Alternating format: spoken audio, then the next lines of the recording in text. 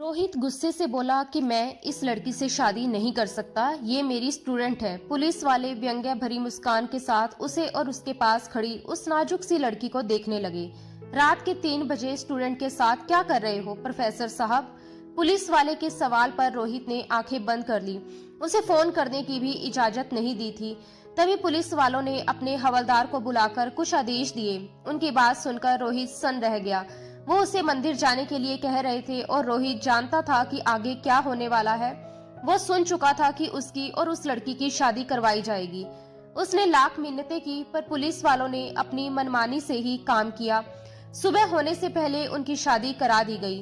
रोहित अपने पास खड़ी उस मासूम सी लड़की को नफरत भरी नजरों से देख रहा था। उसका नाम पूनम था, पर इस वक्त वह उसे किसी सजा से कम नहीं लग रही थी। कल रात वह किसी के साथ भागी थी और उसे बचाने की कोशिश में रोहित खुद फंस गया था। उसने उसे घर छोड़ा, लेकिन उसके घर वालों ने भी उसे अपनाने से इनकार कर दिया और रोहित के हवाले कर दिया। रोना बंद करो, वह गुस्से से चीख पड़ा। उसकी आवाज पर पूनम डरकर गाड़ी के दरवाजे से सट गई। वह उसका टीचर था और जो कुछ हो रहा था वो ठीक नहीं था। रोहित का मन कर रहा था कि गाड़ी किसी चीज से ठोक दे। वो इंसान जिसने आज तक किसी की पसंद की शर्ट नहीं पहनी थी, आज उसकी शादी उसकी पसंद के बगैर हो गई थी। उसे बार बार याद आ रहा था कि कैसे जबरदस्ती उसकी शादी करवाई गई थी।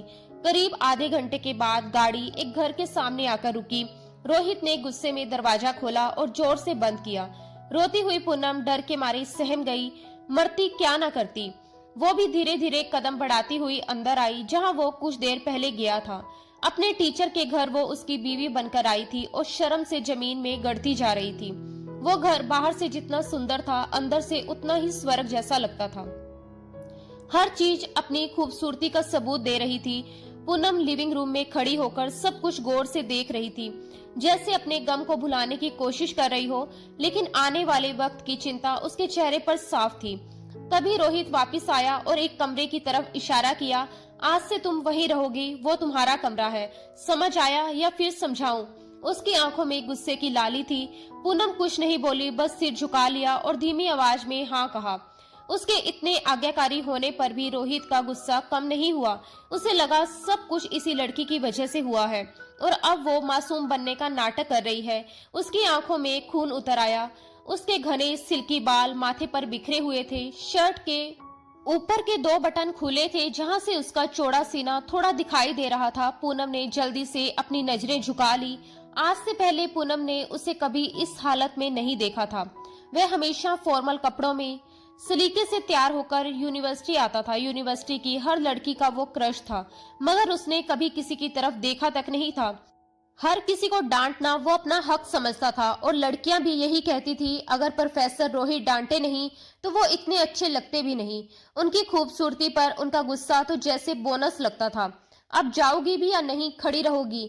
वह उसे चुपचाप खड़ा देखकर फिर गुस्से से चिल्लाया। उसकी आवाज सुनकर पूनम सहम गई और धीरे धीरे कदम बढ़ाती कमरे के दरवाजे तक पहुंची। जाने से पहले उसने एक बार पलटकर उसे देखा। वो उसे गुस्से से घूर रहा था, मुट्ठियां भींचे और होठों को दबाए। पूनम ने नजरें झुका ली, कमरे में दाखिल हुई और दरवाजा अंदर से बंद कर लिया। दरवाजा बंद होते ही रोहित भी मुड़ गया। वो अकेला रहता था, बचपन से बोर्डिंग स्कूल में पढ़ा। माँ बाप अमेरिका में रहते थे और वह यहीं अपना बिजनेस संभालता था। जब उसके प्रोफेसर ने विनती करते हुए उससे कुछ घंटे पढ़ाने को कहा था, तब से ही उसका यूनिवर्सिटी से रिश्ता जुड़ा था। वो अपने कमरे में आया। कमरा बाकी कमरों से बड़ा और शानदार था। पूरा कॉम्बिनेशन ब्लैक एंड व्हाइट था, दीवारों से लेकर पर्दों तक, और यहाँ तक कि बेडशीट भी ब्लैक एंड व्हाइट थी। कपड़े बदलकर वह आरामदायक टी शर्ट पहनकर बेड पर लेट गया। दिमाग में उथल पुथल थी।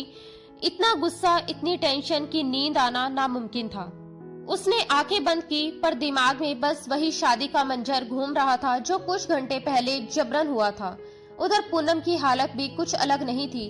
वो घुटनों में सिर छुपाए लगातार रोए जा रही थी। उसे लग रहा था जैसे जिंदगी खत्म हो गई हो, जैसे आत्मा शरीर से निकल चुकी हो और अब बस एक बोझ बचा हो जिसे पूरी उम्र ढोना है। उसे याद आया वो मनहूस पल जब उसने अमन के साथ घर चलने की हामी भरी थी।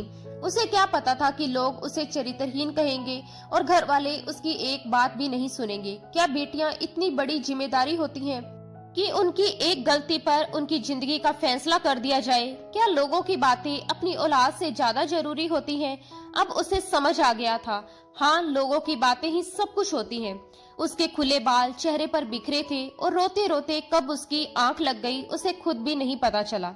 सच्ची कहा गया है, नींद ऐसी चीज है जो सबसे मुश्किल हालात में भी आ जाती है। बैठे बैठे ही वो दीवार से टेक लगाकर सो गई। सुबह रोहित अपनी आदत के मुताबिक उठा। सबसे पहले नहाया, फिर नाश्ता बनाया, 2 टोस्ट, 2 आमलेट और 1 गिलास जूस। नाश्ता करके उसने खुद को हमेशा की तरह परफेक्ट तरीके से तैयार किया और बिना पीछे देखे यूनिवर्सिटी के लिए निकल गया। उसने पूनम को जगाना तो दूर, उसकी तरफ देखना भी जरूरी नहीं समझा। वह उन लोगों में से था जो अपने अंदर की हालत कभी जाहिर नहीं करते, इसलिए कुछ हुआ ही नहीं ऐसा जताते हुए अपने रूटीन में लौट आया। पीछे लगभग 11 बजे के आसपास पूनम की आंख खुली। घर में गहरा सन्नाटा पसरा था। उसने कुछ खाया भी नहीं और दोबारा अपने कमरे में चली गई। कल की सारी बातें एक फिल्म की तरह उसके जहन में चलने लगी। उसे याद आया कल यूनिवर्सिटी में सोसाइटी डिनर था जो रात 1 बजे तक चला। समिति के प्रेसिडेंट होने के नाते वो फंक्शन बीच में छोड़ नहीं सकती थी। जब 1 बजे के बाद यूनिवर्सिटी से निकलकर उसने घर फोन किया तो बार बार कॉल करने पर भी किसी ने उठाया नहीं। तभी उसका क्लास फेलो अमन उसके पास आया। पूनम, आप यहाँ अकेली क्या कर रही हैं? पूनम ने कहा, कुछ नहीं, बस घर कॉल कर रही हूँ। और दोबारा नंबर मिलाया। अमन ने बनावटी चिंता के साथ कहा, इस वक्त आपके घर वाले नहीं आएंगे, उन्हें देर लगेगी, चलिए मैं छोड़ देता हूँ। थैंक यू अमन, मगर मेरे घर वाले आने वाले हैं। उसने मुस्कुराकर टाल दिया, लेकिन अमन बार बार जिद करने लगा। घर वालों की तरफ से अब भी कोई जवाब नहीं मिला था। पूनम असमंजस में थी और तभी वो उसके साथ कार में बैठ ही रही थी कि रोहित ने उसे देख लिया। अभी कुछ देर पहले ही रोहित ने अमन को अपने दोस्तों के साथ बात करते सुना था। वे किसी लड़की को लेकर कुछ गलत प्लान बना रहे थे और जब उसने पूनम को अमन के साथ गाड़ी में बैठते देखा तो उसके दिमाग में खतरे की घंटी बज उठी। उसे पक्का यकीन हो गया कि वो लड़की पूनम ही है। मुझे इसे बचाना होगा, उसने मन ही मन कहा और तेजी से उनकी तरफ दौड़ा। मगर इससे पहले कि वो उन्हें रोक पाता, अमन गाड़ी आगे बढ़ा चुका था। रोहित ने तुरंत गाड़ी स्टार्ट की और अमन की कार के पीछे लगा दी। मेन रोड पर दोनों गाड़ियां तेज रफ्तार में आगे पीछे दौड़ रही थी। कुछ दूर जाकर रोहित ने अपनी गाड़ी आगे निकालकर अचानक ब्रेक लगा दी। पूनम के हाथ पैर ठंडे पड़ गए। उसने मन ही मन भगवान को याद किया और सिर झुका लिया। रोहित को अपनी तरफ आता देख अमन घबरा गया। उसने जल्दी से दरवाजा खोला, लेकिन इससे पहले कि कुछ बोल पाता, रोहित ने पूनम का हाथ पकड़कर उसे बाहर खींच लिया। पूनम कुछ कहने ही वाली थी कि अमन झटके से बाहर निकला। सर, आप यहाँ इस वक्त? उसकी आवाज में घबराहट साफ झलक रही थी। पूनम, तुम इसके साथ यहाँ क्या कर रही हो? रोहित की आंखों में गुस्सा साफ दिख रहा था। सर, मैं इन्हें इनके घर ड्रॉप कर रहा था। अमन बोला ही था कि रोहित दहाड़ उठा। Shut up! उसकी गरजती आवाज ने कुछ पल के लिए अमन को खामोश कर दिया। अब ना वो कुछ बोल सकता था, ना पूनम को लेकर जा सकता था। रोहित ने पूनम को अपनी गाड़ी में बिठाया और अमन गुस्से में वहां से निकल गया। रोहित के मुंह से झुंझलाहट में शिट निकला। उसने गाड़ी चलाई और साथ ही गुस्से में कहा, दिमाग ठीक है आपका? आधी रात को किसी भी लड़के के साथ निकल पड़ी। अकल नाम की कोई चीज है भी या नहीं? इतनी छोटी बच्ची भी नहीं है आपकी अच्छे बुरे की समझ ना हो। बिना सोचे समझे एक अजनबी के साथ गाड़ी में बैठ गई। वह उसे लगातार डांटता जा रहा था और पूनम सिर झुकाए सब सुन रही थी। वह धीरे से बोली, सर, मुझे घर जाना था। मैंने उसे मना भी किया था, लेकिन वो जिद करने लगा। रोहित ने तीखे लहजे में कहा। उसने जिद की और आप मान गई? यूनिवर्सिटी में जब उसने पहली बार पूनम को देखा था तो उसकी प्रोफेशनलिज्म और सलीके से वह बहुत प्रभावित हुआ था, लेकिन आज उसकी ये लापरवाही देखकर उसे गुस्सा आ रहा था। गाड़ी थोड़ी दूर चली ही थी कि एक पुलिस चौकी आ गई। हवलदार ने गाड़ी रुकवाई और खिड़की पर दस्तक दी। हवलदार ने तंज कसते हुए कहा, हाँ जी, तो ये तुम्हारी बीवी है या ऐसे ही लेकर जा रहे हो? दरअसल इन दिनों पुलिस बहुत एक्टिव थी। कोठों और रेड लाइट एरिया पर लगातार छापे पड़ रहे थे, इसलिए रात में किसी मर्द और औरत को साथ देखकर शक करना आम हो गया था। श्रीमान मेरी स्टूडेंट है, घर ड्रॉप करने जा रहा था। रोहित ने सच्चाई वही बताई। रोहित के कहने पर हवलदार जोर से हंसा और बाकी हवलदार भी ठहाके मारने लगे। फिर जबरदस्ती उन्हें पुलिस स्टेशन लेकर आए। वहां एसएचओ पहले से इंतजार कर रहे थे। हाँ जी प्रोफेसर साहब, तो भाई अब सच बोलिएगा, कहाँ लेकर जा रहे थे इस लड़की को? क्या घर से भगा कर ले जा रहे थे? एसएचओ ने भी पढ़े लिखे होने की लाज ना रखी। नहीं सर, हमारा फंक्शन लेट खत्म हुआ है, इसलिए सर मुझे घर ड्रॉप करने जा रहे थे, रोहित की बजाय पूनम ने जवाब दिया। तो सब रटा कर लाया है अच्छे से। उसकी बात पर रोहित खामोश रह गया। एसएचओ को पता ना था कि उसके सामने एक बिजनेस टाइकून रोहित आहूबलिया खड़ा है। Sir, I am saying this last time, मैं इनको ड्रॉप करने जा रहा था बस। वह बर्दाश्त करते हुए बोला, अब चल, तेरे जैसे बहुत झूठे और मक्कार देखे हैं हमने। हवलदार विष्णु, चल लेकर चल इन्हें हमारे पास के मंदिर में। शायद वह एक अच्छा काम करने के मूड में था। अपनी तरफ से उन दोनों के नाजायज रिश्ते को जायज रिश्ते में बदलने की कोशिश कर रहा था। सर, ये जायजती है, आप ऐसा कैसे कर सकते हैं? रोहित गुस्से से दहाड़ा। उसने फोन करने के लिए मोबाइल निकाला ही कि तभी उसका फोन छीन लिया गया। अब वह किसी को कॉल भी नहीं कर पा रहा था। गुस्से से उसका बुरा हाल हो गया और पूनम तो सचमुच रोने लगी। ये क्या हो रहा था? लगभग 20 मिनट बाद वे सब मंदिर पहुंचे और जबरदस्ती शादी शुरू कर दी गई, जिस पर दोनों की सहमति नहीं थी। एसएचओ ने मुस्कुराकर कहा, अगर तुम नहीं चाहोगे कि कल तुम्हारी तस्वीर पूरे शहर में घूमे तो चुपचाप शादी कर लो। ना चाहते हुए भी रोहित ने पूनम को देखा। उसकी गलती से ये सब हुआ था। गुस्से से वह शादी की सारी रस्में निभाता चला गया, लेकिन साथ ही साथ वह पूनम को घूर घूर कर देख रहा था। पूनम तो इस शादी के लिए बिल्कुल भी राजी नहीं थी, जबकि एसएचओ ने उसे घूर कर देखा। ना चाहते हुए भी वह शादी के लिए राजी होती चली गई। सोने पर सुहागा तो ये था कि उस एसएचओ ने अपनी जेब में हाथ डालते हुए 1000 रुपए निकाले और पूनम के हाथ पर रख दिए। बेटियां खाली हाथ विदा होते अच्छी नहीं लगती। पूनम का दिल कर रहा था कि यह इस एसएचओ का कलेजा फाड़ दे। कुछ देर पहले जल्लाद बने उसने जबरदस्ती उसकी शादी करवा दी थी और अब उसका मायके का रोल निभा रहा था। पुलिस वालों ने रोहित को उसे खुश रखने की वार्निंग भी दी थी कि इस बच्ची का ख्याल रखना। पूनम का दिल किया कि इन लोगों को अभी यहीं पर जिंदा शूट कर दे। वह मंदिर से निकलते समय रोहित ने पूनम को देखा। वो आंसू पोंछते हुए दुपट्टे से नाक साफ कर रही थी। रोहित ने गुस्से से पूछा, अब क्या इरादे हैं? पूनम ने कहा, घर चलते हैं, मैं मम्मी पापा को सब कुछ बता दूंगी। वे उसके घर पहुंचे पर तब रात के 4 बज चुके थे और परिवार बुरी तरह परेशान था। एक मर्द के साथ उसकी वापसी देखकर सबके चेहरे कड़े हो गए। पूनम ने आगे बढ़कर सब कुछ बताया। गुस्से में उसके घर वाले बिल्कुल टूटे हुए थे। सबसे पहले उसके पिता आगे आए और बोले, जब तू इस आदमी से शादी कर चुकी है तो हमारे घर आने की क्या जरूरत है? निकल जाओ हमारे घर से, यहाँ तेरा अब कोई ठिकाना नहीं। शादी कर ली है तो अपने पति के साथ जाकर रहो। उसके पापा ने हाथ पकड़कर उसे और रोहित को घर से बाहर कर दिया।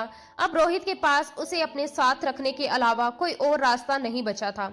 यूनिवर्सिटी के बाद वह अपने ऑफिस पहुंचा, जहां आज उसका सारा गुस्सा कर्मचारियों पर निकल रहा था। लगता है घर वालों ने बहुत इग्नोर किया है, एक लड़की ने दूसरे के कान में कहा, ये जाने बिना कि उनका बॉस अपनी नई नवेली बीवी को खुद ही इग्नोर करके आया था। दूसरी ने यह मानते हुए कहा कि वह अब भी कुंवारा है, अगर शादी हुई होती तो ऐसे ना होते। तभी रोहित की नजर उन पर पड़ी। तुम दोनों इधर आओ, उसने सख्त लहजे में कहा। कानों में ऐसी कौन सी बातें चल रही हैं जो मेरी बातों से ज्यादा जरूरी हैं? उसके गुस्से से दोनों सहम गई। कुछ नहीं सर, उन्होंने नजरें झुका ली। I am warning you first and last time, आगे से मेरी किसी भी बात को इग्नोर करने की कोशिश मत करना, उसने सख्ती से कहा और हाथ के इशारे से उन्हें जाने को कहा। दोनों सोचने लगी, जितना शक्ल से खूबसूरत है, काश अंदर से भी उतना होता। शाम 6 बजे ऑफिस से निकलकर वह 6:30 बजे घर पहुंचा। वह रूटीन के मुताबिक अपने कमरे में गया। उसे पूनम का ख्याल तक नहीं था। कल रात जिसने एक लड़की को अपनी बीवी बनाया था, आज उसे वो जैसे भूल चुका था। नहा धोकर कपड़े बदलने के बाद जब वह ओपन किचन में पहुंचा, तभी अचानक पूनम का ध्यान आया।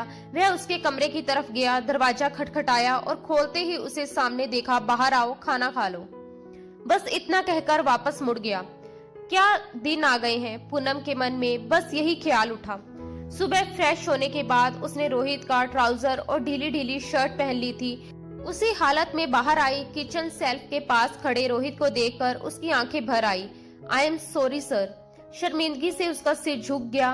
रोहित ने उसे ठंडी निगाहों से देखा, पास्ता बनाकर टेबल पर रखा और 2 प्लेट निकाली। उसे खड़े देखकर बोला, अब मैं तुम्हारे आगे खाना परोसूं, विनती करूं, तब आकर बैठोगी। ताना मारते हुए उसने कुर्सी की तरफ इशारा किया। वो चुपचाप उसके सामने बैठ गई। रोहित ने खुद के लिए पास्ता निकाल ही रहा था कि उसने देखा पूनम अब भी खाली बैठी है। उसने झुंझलाहट में चमचा पटक दी और उसके प्लेट में पास्ता परोस दिया। डोंट वरी, मैं तुम्हारे रहने का इंतजाम कर रहा हूँ, उसके बाद डिवोर्स पेपर भी तैयार करवाऊंगा। उसने बेहद ठंडे स्वर में कहा, जैसे कोई खबर सुना रहा हो।